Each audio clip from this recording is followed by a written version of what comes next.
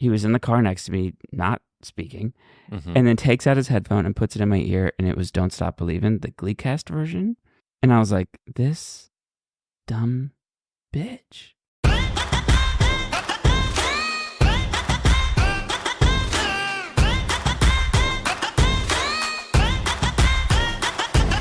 Welcome back to That's a Gay Ass Podcast, the podcast that asks, whose fault is it that you're gay? It is me, Eric Williams, and what a stunning week to interview Kevin McHale on this Gay Ass Podcast. You saw him on the gay television series Glee for about 83 years, and now he is killing the acting game. He has an amazing podcast himself, and he came by this Gay Ass Podcast to talk about a lot of good shit. Also, good shit has been talked about on the Patreon, and I want to give a shout out to Kevin DeCamp, who is this past week's Gay Ass Sex Interview, which is the series where we interview people a la New York Magazine Sex Diaries, but instead of going anonymous, where I ask people about their sex lives, a lot of the guests are opting to go full frontal and give us their identities. And yes, it's another Kevin on the podcast this week, from Kevin McHale to Kevin DeCamp. And Kevin really goes in. And as a top, he prefers that. If you want to get the bonus episodes for the Patreon, go to patreon.com/gayaspodcast. And I cannot wait to see so many of you at That's a Gay Ass Live show next week with Gus Kenworthy, Margaret Cho, Pat Regan, Dwayne Perkins, and more. And the Netflix is a Joke Festival.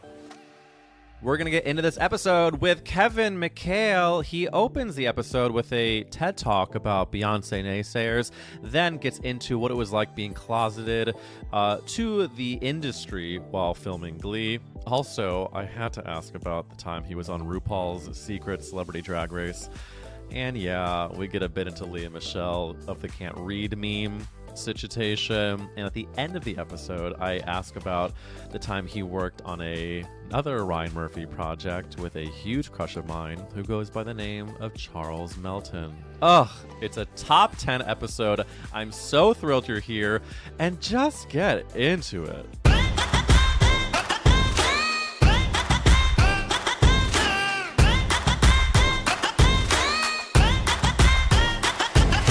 Kevin McHale is on That's a Gay Ass Podcast. Kevin, the people I've told started screaming when I said you were coming on. So thank you for making this dream come true. Of course. Adjust your expectations. Prepare to be disappointed.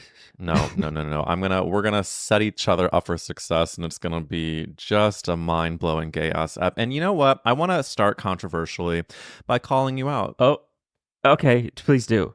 So the call out is actually more of a sister moment, but I want to get into something you tweeted 1 calendar hour ago. You have quite a beautiful Beyonce fandom going on your Twitter, and you recently tweeted, how is one supposed to accomplish daily obligations and responsibilities when listening to Cowboy Carter as loud as possible on loop is also a top priority? These things cannot coexist. Thanks for taking the time to press pause, Kevin. I'm glad that you understand and appreciate what this is costing me, because I literally paused the album to hop on this Zoom. Can you tell the girls what song you paused? I was at the end of the album. I was going in order. I was at Amen. It was perfect timing, to be honest. Wait, no, you timed that. You are sort of orchestrating your life. I have to build it around Beyonce. Yep. And the problem is, the more I listen to it, the more I want to listen to it. So it's like, like a snake eating itself. And I'm just like, it's now, I'm learning new things. Yeah. It sounds like even more delicious to me now. Delicious. And it sounds different on different speakers. And so here we are. It's a gift. Can I brag to you that I went to my first ever listening party for the new Beyonce album and sat with a bunch of gays, girls, and theys, and we just basked in the glory. And then I flirted with a couple cute gay boys. I mean, that's a solid evening or afternoon. I don't know when you were doing it, but it was the evening. We did a 9 p.m. press play. Actually, because we're on this topic, then I have a new friend who started to come at Beyonce, and I want a Kevin McHale response. Oh, please. Okay, so this new friend of mine boldly stated after sounds like they won't be a friend for long. Well, depending on how you respond, I might have to take your advice. The friend said that Beyonce should not. I don't want to now. Okay, let me make sure I really say what he said because I don't want to like rage bait. Okay. Okay. The new friend said, while he enjoys Beyonce, he does not think she deserves as much credit because she is the product of a million executives and people who are putting out her music and image because she is not the sole writer of her songs. And to be clear, so you know where I stand in this historic battle. Beyonce has been huge for me since I was a child and is a big part of my homosexuality. So just to let you know, I was, fighting for our battle, but I kind of naively did not. I kind of thought she was the sole writer because I'm not smart. Right. But what is your response to someone saying that she does not deserve as much credit because she is the product of other people's decisions? Right. I think that's conflating several different things that don't have anything to do with one another. I think understanding different types of music and how they function and how they're put together is a whole other topic. And so I think if you're just looking at paper, and on paper, there's 18 writers on a Beyonce song, and you think, well, that doesn't mean she deserves any credit because she's not doing any of this, right? I think there are several different types of music. If you're someone who wants a singer-songwriter who's on a guitar and writing the whole thing by themselves, that's great. That is not the type of music Beyonce's making. Right. That's not the type of music a lot of pop people are making. I just think comparing different styles of artistry is pointless because I don't think it matters how you arrive at the product. What matters is the final product. And here's the other thing. Beyonce answers to no one, has to answer to no one, especially at this point in her career, I would say at least for the last decade or more. I know personally, because Glee was on the same record label as Beyonce is and always has been, she's been picking her singles since her very first album. She curates who she's working with. You have to have a certain level of taste to be able to put together a team like that. People idolize Elon Musk or Jeff Bezos. They're running these huge companies. Beyonce's doing the same thing, but for her music and for her brand. Having taste like that, being able to almost Frankenstein these songs together is not an easy thing to do, and not everybody should be doing it. She can do it because she's the director of the film. Yeah. She has the singular vision to put these things together.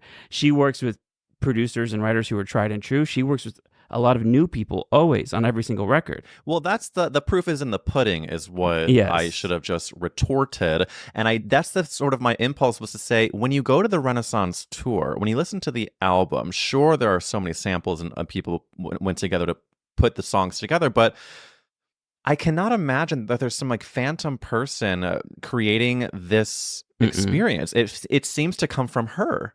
Yeah, especially now. And I think with each album, there's more and more freedom and liberation and control that she has. Yeah. I think if you are speaking to, let's say, Renaissance specifically, you then do not have the understanding of how dance music works or how sampling works. Because there are so many people who borrow, who copy, and don't reference anybody. Renaissance was a body of work that intentionally referenced and sampled the original people and gave them their proper credit and due, when so often in music, you have will.i.ams of the world, who I think is very talented, but he's been interpolating shit for free 99 since the dawn of time. And those people, you go listen to Justin Timberlake's album Future Sex Love Sounds, and the first song on the album sounds like Another One Bites the Dust. Guess what? They didn't have to pay anybody for that because they're just interpolating it. And so Beyonce is at the point where she doesn't need all the money from all these songs. She is giving people their moment in the sun. Linda Martell, who was the first black female country singer, the first black female country singer to sing at the Grand Ole Opry, the first black female country singer to be on Billboard, and it's only happened 4 other times since, by the way. This was 1969. She's on 2 interludes on Beyonce's album. She doesn't have to do that. Right. Do you know how many people have benefited from Linda Martell's struggle. She had one album and was kicked out of the country music scene. It's a phenomenal album, by the way. Everybody should go listen to it. And Rolling Stone wrote a great article about it back in 2020. But I just think we're not comparing apples and apples here. I think it's a misunderstanding of music. And I don't understand why it takes away from the credibility and the greatness of the music or the project if there's collaborators. When you are making things, being able to put together a great team to make the ultimate great product is such a skill. And also, listen, nobody's singing like her. She vocal produces all these things from start to finish by herself with the engineer. I think people take that for granted because it's so easy for her. People take Ariana's voice for granted because it's so easy. She is a vocalist. There is nobody that can do what she can do technically. Kevin, you are a... Sorry, this is a long answer. But because I've read this and I've never had the opportunity to speak on it, but I think I come from the music industry. Yeah. And so I've grown up around these things, seen how different styles of music are made, and I don't think one is better than the other. And I think what you're getting out of it is what matters.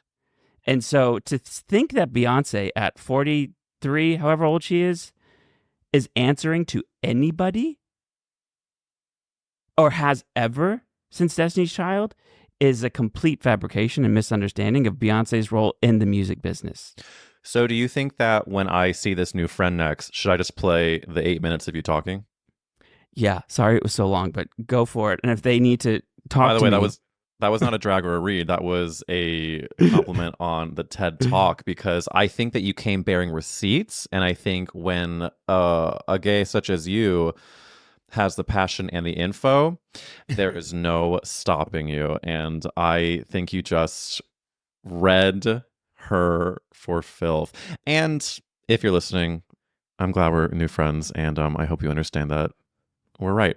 Now, I want... Can I just say one final point on this? Please. Sorry. I think this comes from a place of comparing artists, and I don't think that is helpful for any reason.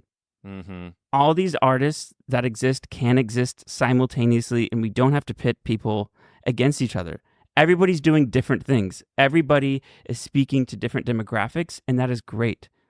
So, let everybody live and create their art how they create it. And also, I think you can't take away people's experience of the art. I'm going to tell you, when I went to the Renaissance tour, I had a very delicious microdose of a shroom from the earth. Oh, and when Beyonce came out, no joke, I started to cry. That was a really crazy experience. I hate a stadium show. I generally do not... Yeah. I don't get it. I mean, I get it for capitalism, but the experience is never intimate. Yeah. You're never fully connected. Good God. How do you make everybody feel that present in a stadium? I was sitting far back too. Yeah, I saw it twice. The first time I was sitting very far back and I was upset about it. It did not matter. I've sat much closer, at the Formation tour. I was close. I felt more sitting further back at the Renaissance show. Yeah. It's very strange, and I don't know what is happening, but it's great. There's something in the magic of what she is doing that I think you're saying she doesn't answer to anyone. You can't, when you're seeing look at the material, when you're seeing the experience, when you're hearing the music. And you know what? Because Beyonce is one of the people who made me gay, I want to get into the Gay Ass Podcast question for the stunning Kevin McHale. Kevin, whose fault is it that you're gay? Who do we blame, babe? Look, I came out that womb just gay. Just gay. My mom used to changing. Yeah, my mom used to babysit kids, and I'd be like, hey, my age, 4 years old, we should take a bath together for sure.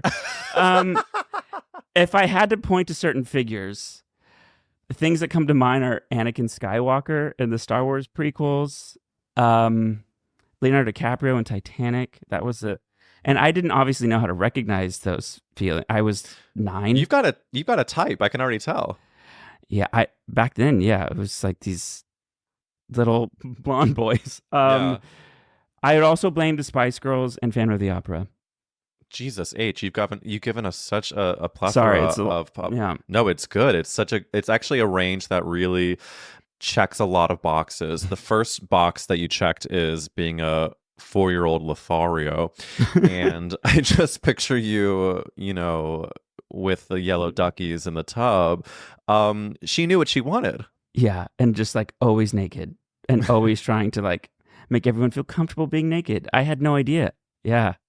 I don't mean Not this much in a creepy way, but do you still feel like that good in your body now? Are you a naked girl? Not as much as I would like to be. Yeah. I think in theory, and then the body dysmorphia kicks in. You're like, well, it's actually not to get too serious with this, but it's actually like to have the freedom of a 4-year-old, a 5-year-old, 6-year-old with like taking your clothes off, and then as the years of shame build up, right? It is sort of devastating to know that, like when I see people on reality shows, or whatever, like let's go skinny dipping, I sometimes get jealous of their ability to seemingly not care. Like, yeah. Like, is there a part of your body that you think the camera would zoom in on that clearly it wouldn't, but it's just in your own mind that you're insecure about the most? Oh, it's an overall thing.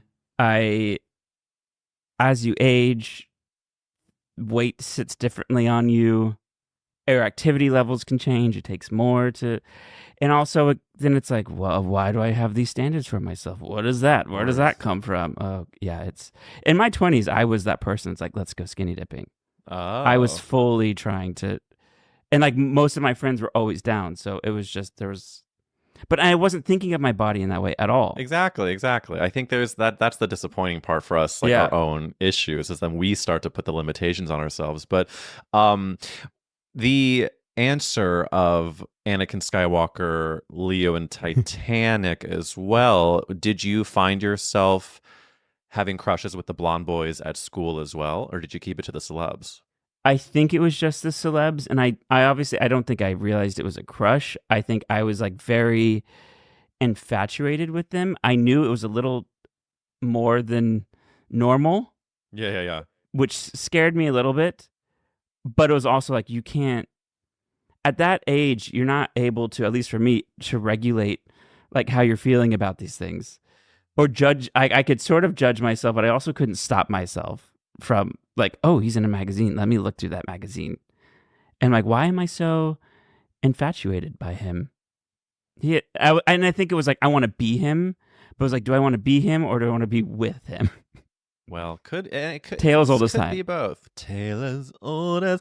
You also, I've seen in your history that you were born in Plano, Texas, but then you moved to California to get into the music business. So was there a shift with the identity of it all when you were growing up in Texas versus moving to LA? Because I sometimes project onto people who grew up in places like Texas or like me from the Midwest. And then when you move to a place that has more liberal leaning people in it, even though the community can still be conservative, did moving to California, the word that people use in this scenario is quicken. What's the word for quicken? I know what you're trying to say, and my brain is not there either. Expedite. Did you? Did it encourage the process further of you coming out? Did you come out faster? Fuck. No, I didn't. To myself, yes, not externally whatsoever. Right. I did have a hard time hiding it because, like, especially to the people closest to me. So I do think, like, in high school, like, one of my best friends, I came out. I was like, hey, I think I need to let you know. I think I'm bi. And so, like, that happened. That was a big deal, which obviously I felt the need to say it because I don't think I was doing a good job of hiding it. But the other side of that is because I grew up with aspirations to be in the entertainment business. Yeah. I also just sort of accepted early on that it was always going to be a secret. And I was okay with that. And I think I subconsciously sort of fetishized that. I didn't realize that until someone told me that years later. I was like, oh, damn, I think you're right. Fetishize the secret of it? Yeah, the secrecy of it. Yeah, because there was someone I worked with on Glee who was sort of like a gay godfather. Mm-hmm. And he knew I was gay, and he was sort of like, why aren't you saying anything publicly? And I was like, well, first of all, who's going to care? Second of all, it's nobody's business. And like, I don't mind this. I have a secret boyfriend. Like, it's fine. Like, the people who matter to me, who are closest in my life, know. Yeah. And so, like, who cares? And then he's like, well, I think you might be fetishizing the secrecy of it all. And I was like, no, I'm not. And I went home and just sort of was like, oh maybe. Shit. Yeah, because you also, I don't know if you can account for where those things come from. Like when you build it up in your mind that that's the only option, then you're like, well, I'm just going to have to make that work because I'm not going to be miserable. And so, yeah, I was around a lot more gay people, but I wasn't, like, not really. I think in the music business that I grew up in, I wasn't around a lot of gay people. But I did, I think, subconsciously know that it's a very liberal, accepting community where I was. And I think that does have some sort of like foundational comfort subconsciously. Did your Glee gay godfather speech, did that I think the word I was looking for was expedite. Did it expedite your coming out publicly, or did it still percolate until you had that tweet?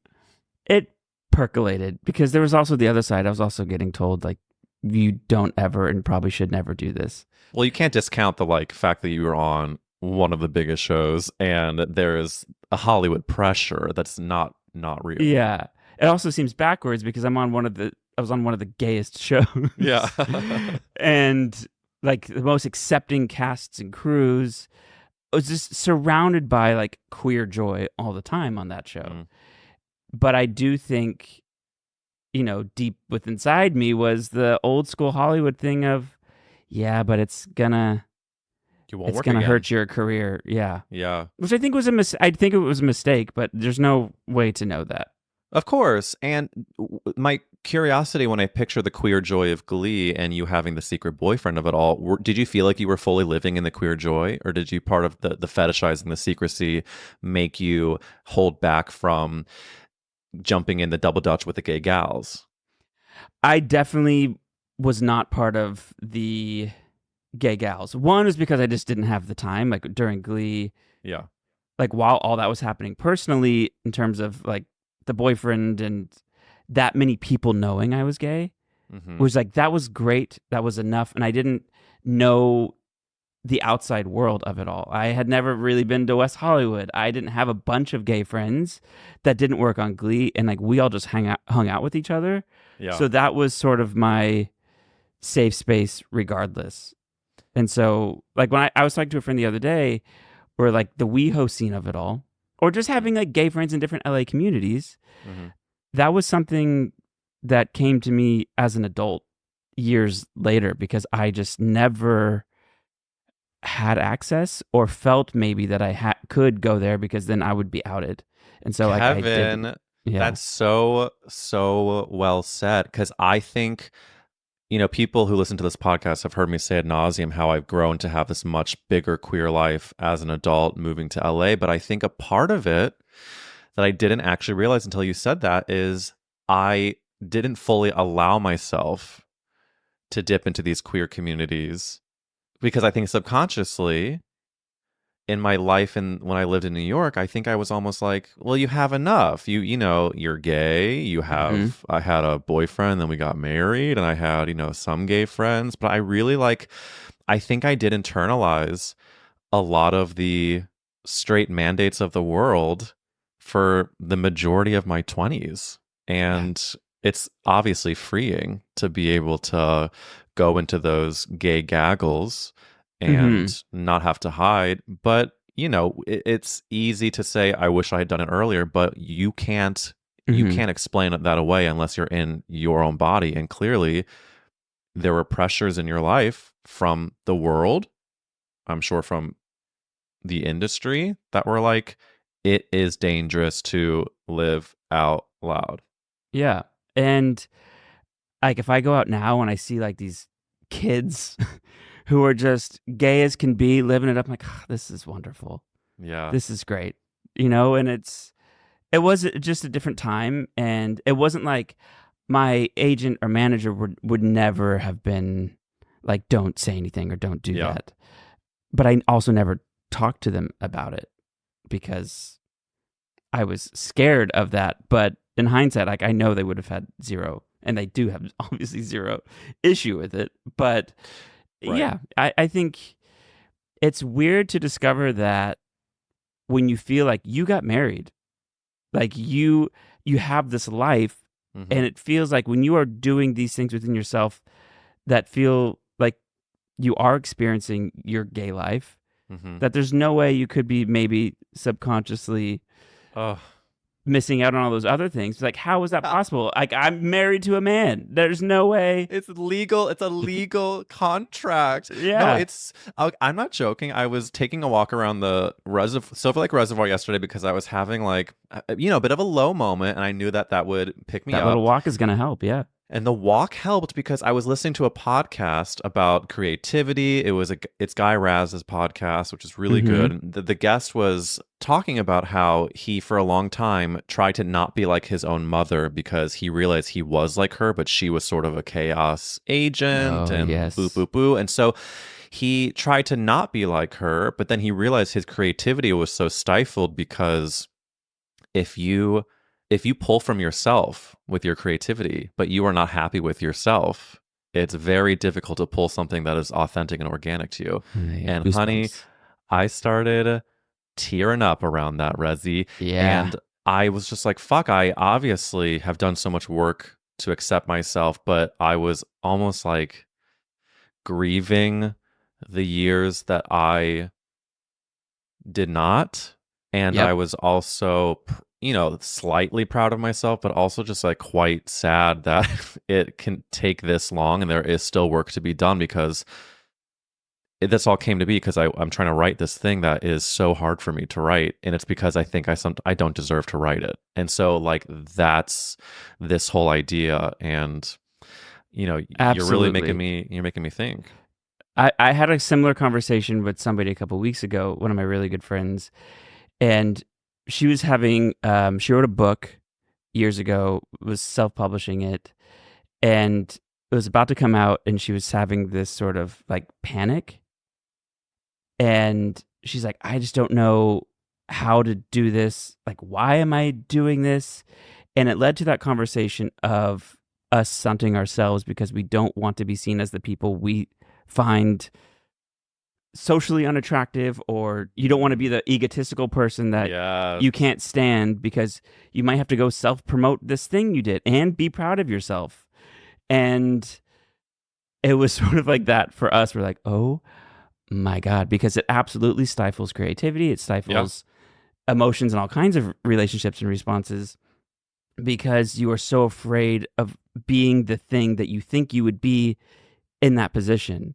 Yeah. What's that about though? Like, because I talk about that with my therapist about like, I think I was told like, if you take up too much space or you're too proud of yourself or you acknowledge that something good is happening, it's very hard for me to celebrate any wins. And I think, I'm sure it is, aligned with the gay of it all with like, if you can't like, that's why I started to tear up actually, I think, is I just remembered like all of the things I was told that were subconscious messages of like, do not be yourself. What you are is BAD. And so of course it was like, okay, wait, so if I'm like if I take up that space and that is BAD, and I think it's like it's I then get angry to think about the bullshit of like, why are we so afraid of becoming what we want to become? Like that's the tough. That's them's the ropes. Because part of it is accepting that you, given the same position of that person you don't want to be, you would not respond and react how they would. Like you have to know yourself and trust yourself. Well, I've gone through this many years and I know I'm a good person and I know that, X, Y, and Z. So if I do have the success, I'm not going to ever respond like this person. Yeah. That I'm so, like, I have a friend who is, I guess, sort of a friend. A good example of like, I never want to be like that in public spaces. And so then I go to the opposite.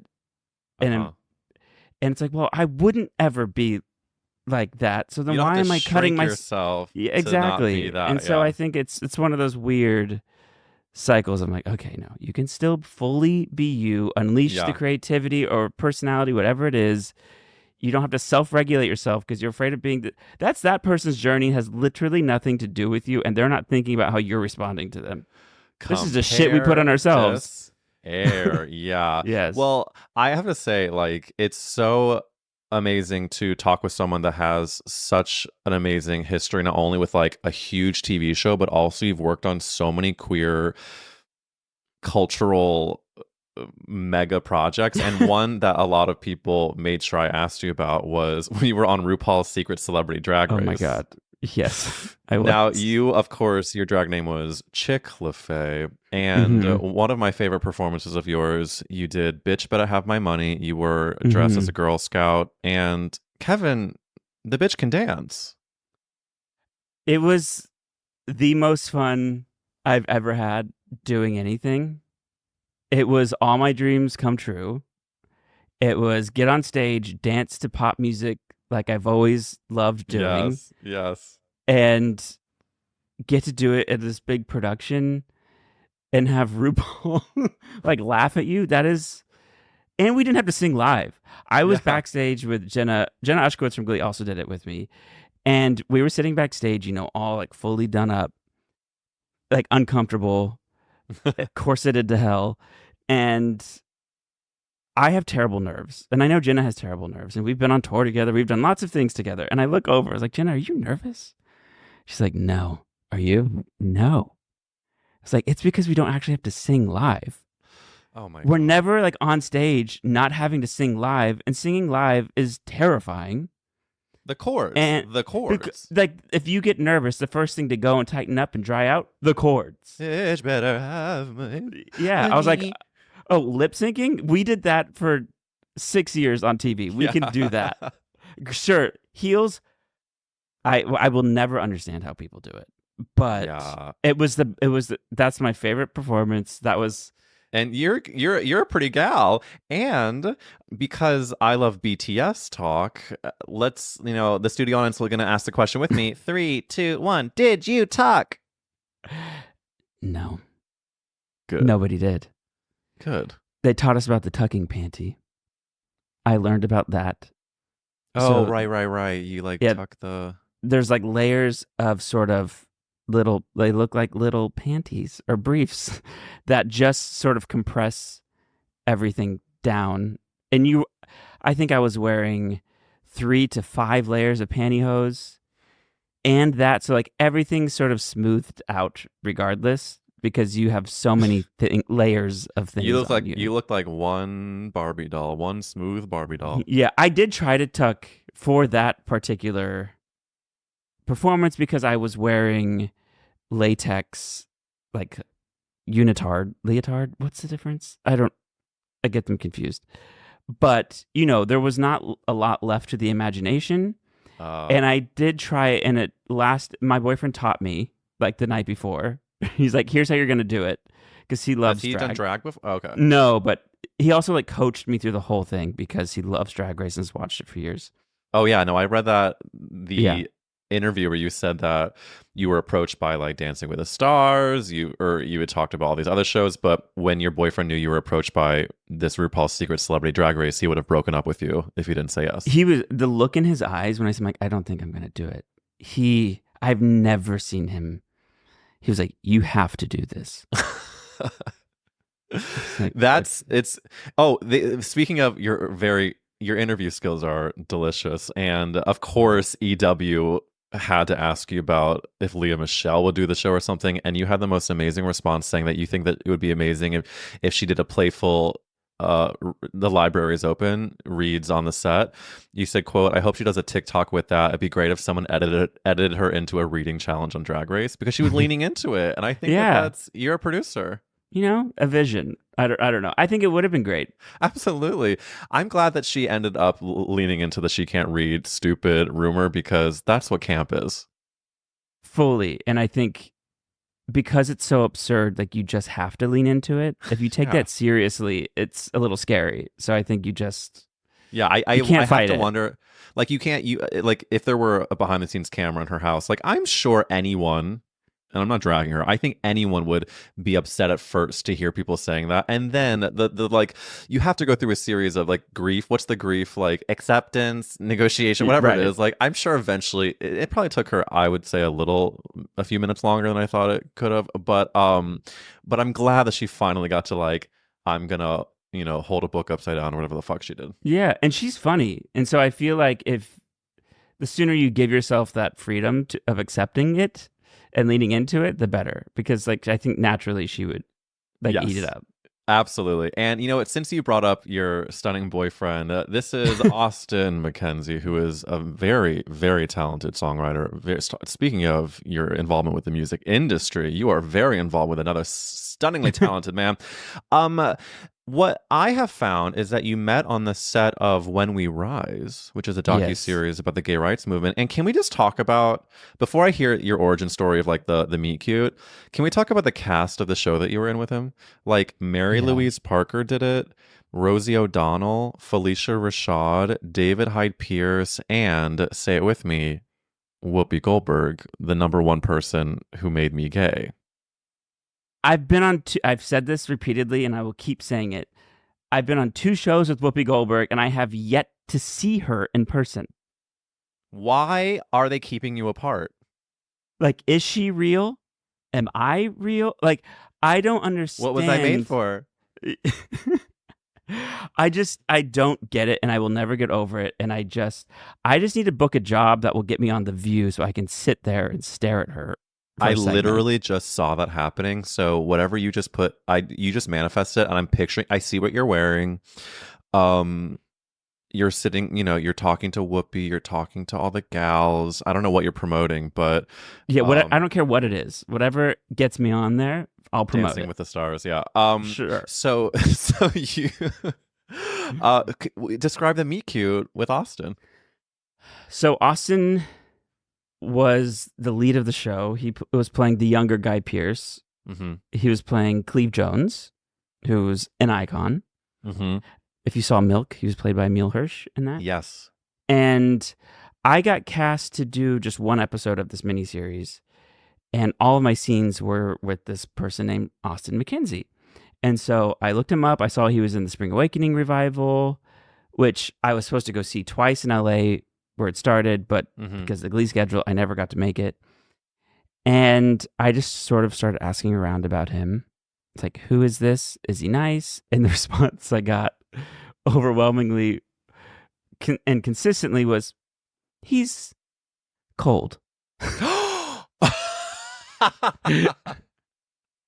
And I was like, huh? You see a picture of him, I'm like, he's this really cute guy. He's cold. And so I was prepared for that. I'm like, I pride myself in being able to get along with just about anybody. Yeah. Like I can adapt. And 100% of my scenes were with this guy. So I was like, I got to figure this out. And then I get to Vancouver where they're shooting, and I'm getting a little tour of the set, and I'm getting a tour of the hair and makeup trailer. And he comes in, doesn't look at me, doesn't speak to me. He's on the other end, like getting a touch up, like change over to another scene. And I walk over, and the woman who's doing the hair just turns his chair, takes his headphones out, and says, "Meet Kevin," because he was just so. And I was like, "Hi." And he's like, "Hi." And I was like, "Okay, challenge accepted. Game on. I'm gonna be your friend. You stupid bitch." Like stupid bitch. Yeah. And so slowly but surely, just started, and he was like in every scene. He had so much to do, and he had been there for months. He was by himself. So I just started, just being nice. And again, like I said, every scene I had was with him.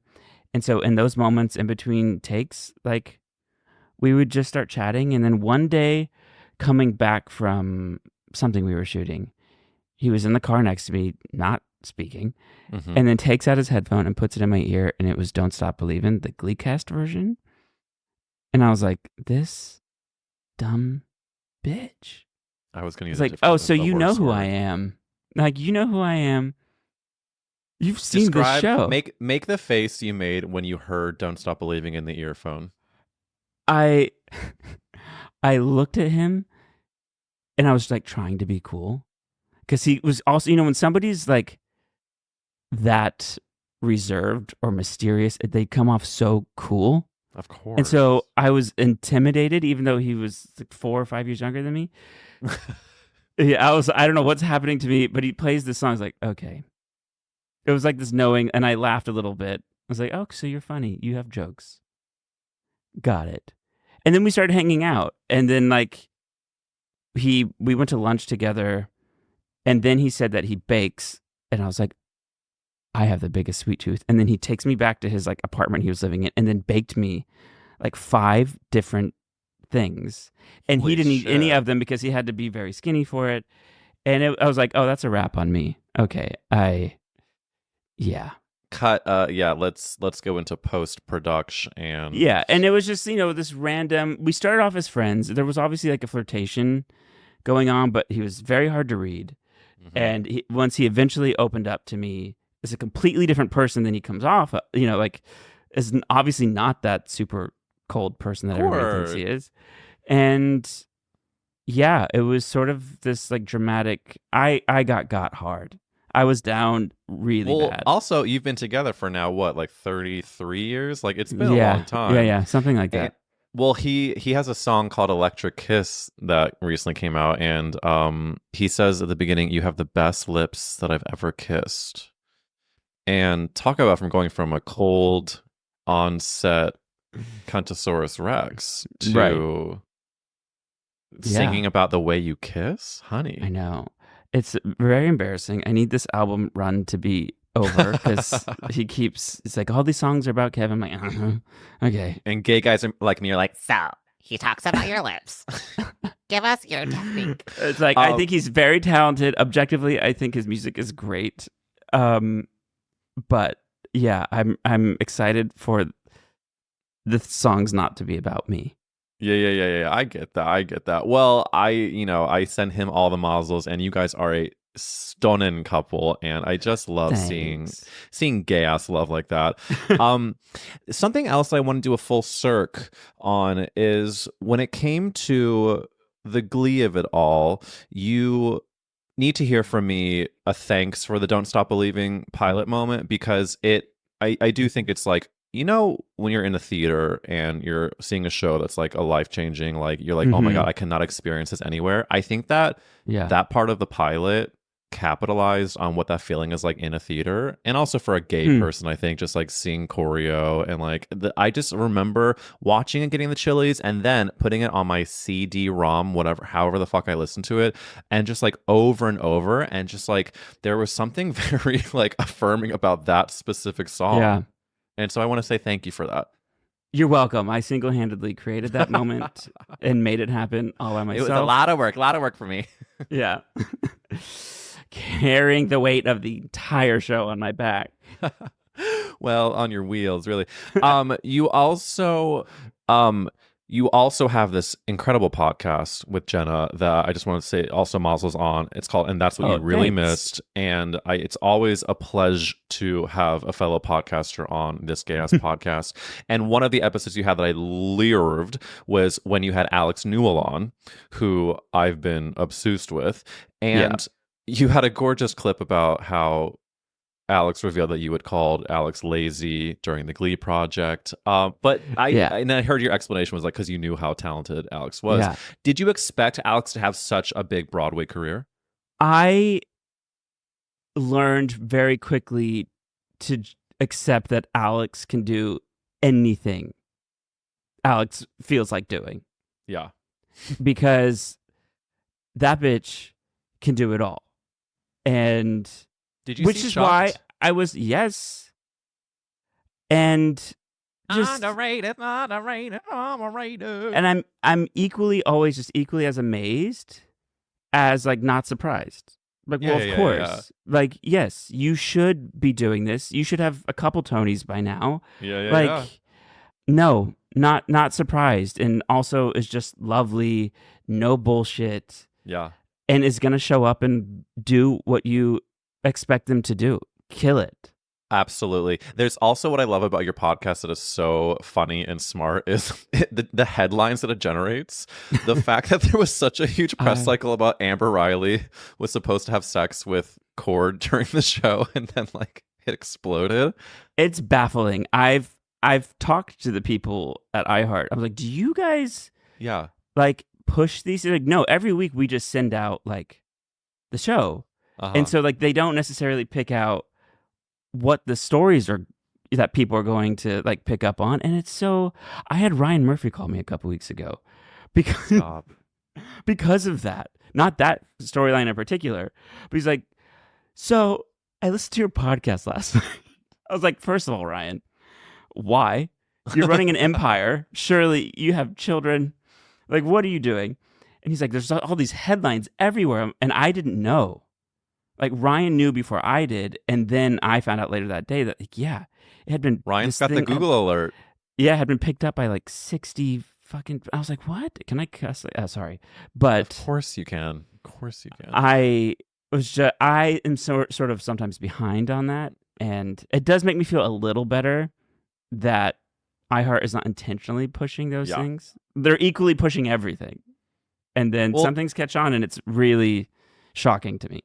Yeah, no, they do catch on. I mean, there was even the headline where you talked about how I think it was Jenna and Nia who were trying to tell you to stop taking steroids. There's like... That was so odd because it's like if you listened for 20 seconds, it is prednisone. Right. Like steroids for my sinuses. No one would look at me during Glee and be like, yeah, he's yoked. He's on roids. Well, I assumed it was prednisone. But like so many people didn't. My tweet, I was like, you guys, media literacy is at an all-time low. Yeah, your balls were shrunken. Your back was covered in acne. No, it's fully just trying to calm down the cords and the nasal passages. Well, listen, I'm gonna take us on another passage by asking you the second gay ass podcast famous question, which is, Kevin McHale, if the world was ending, you could only save one character actress. Who would you save? Like, this is maybe the hardest question on the planet. I know. Because I was thinking about this, and I don't know how anybody picks just one. Well, because you know what? I like to tell people when they're like you, which they have an amazing literacy of culture, that sometimes you might just have to choose your answer today. How are you feeling today? Can I tell you my thought process? Please. So you can see who I was thinking of and then ended up on somebody. Please. I was obviously like, well, Kate Blanchett, but like she'll be saved by somebody else because obviously. I was like, well, Julianne Moore, but obviously, again, Tom Ford will save her. And then I was thinking, well, Allison Janney, because like CJ Craig, West Wing forever. But then today, if the world was ending, I'm picking Regina Hall because for several reasons.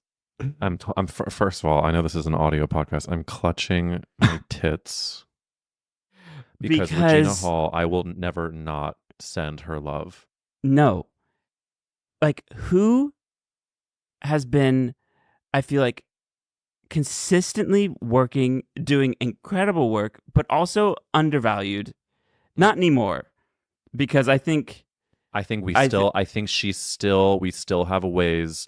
She will never not deserve more because she deserves the most. I mean, she's in that new Paul Thomas Anderson movie with Leonardo DiCaprio. Yes. And I was like, yes, you better be in the biggest budgeted PTA movie ever. About Absolutely. damn time. Yeah. Yes. And I don't know if anyone out there has a couple minutes, just go watch Regina Hall in press interviews. Mm-hmm. And the shit she says, like, I tweeted this a couple weeks ago, I think, but like, if you could get Rebecca Ferguson, Dakota Johnson, and Regina Hall in the same film and on a press tour, it would be complete mayhem. Well, and the film could be shit, and it wouldn't be because they're in it. But even the film could be like it could be like the next Mattel movie, and it could be about fucking, I don't know, anything. Like it could be anything. And yet, if they were doing the press cycle, the headlines alone, I mean, I just saw like a mashup of Dakota's interviews because Kelly Clarkson dropped the Ellen DeGeneres interview, "That's Not the Truth, Ellen," and watching then Dakota react to people referencing the Ellen interview, it's like that's a whole other press cycle, right? And I just think like those ladies are so funny and do not give a shit about that aspect of it. And Regina Hall, even when she was at the Golden Globes 2 years ago or something, when she's presenting, and it's just like, I that confidence of I know I'm funny, I know I'm good, and you're still gonna hire me despite what I say right now. Because who's gonna do it better?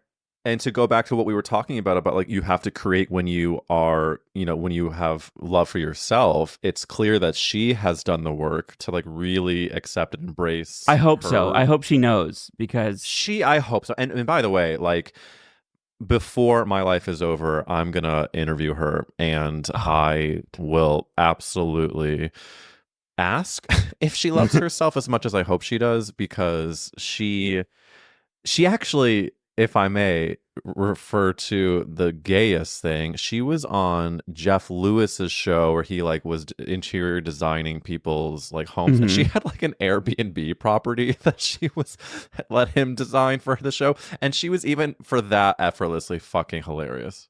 Yeah, it's like it is so rare for someone to just be that effortlessly funny all the time, and I feel like she should be in everything. She needs to be.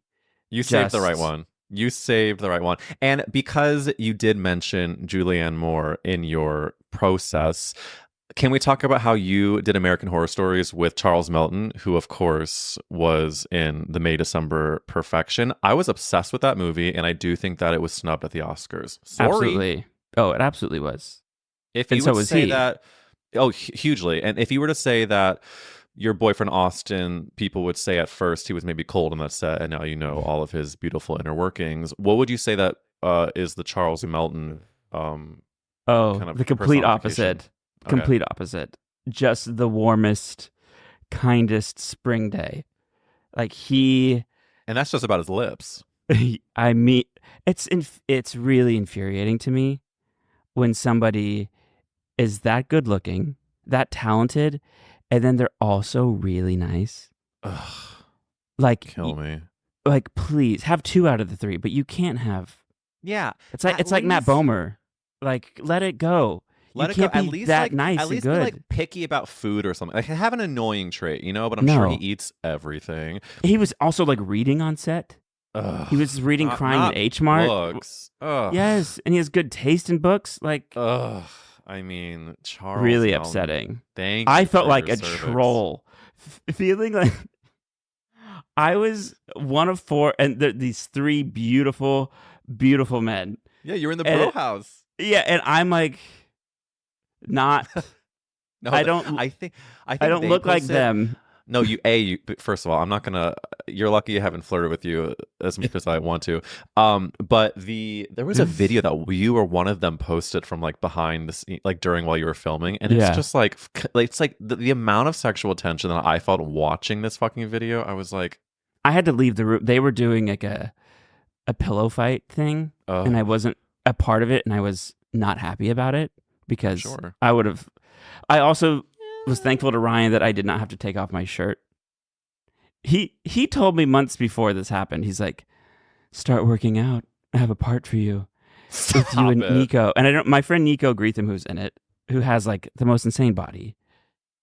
And Nico and I were texting. Nico's like, "I'm already on a diet." I'm like, if you're already on a diet, there was no point. And then I show up to like the wardrobe fitting, and they're like, "Oh, Ryan says you can have her shirt on the whole time." I was like, "Thank you, Ryan." They show you full turtlenecks, full bodysuit, and like some little shorts. I'm like, cool, because it was during the pandemic, and I was not keeping it tight.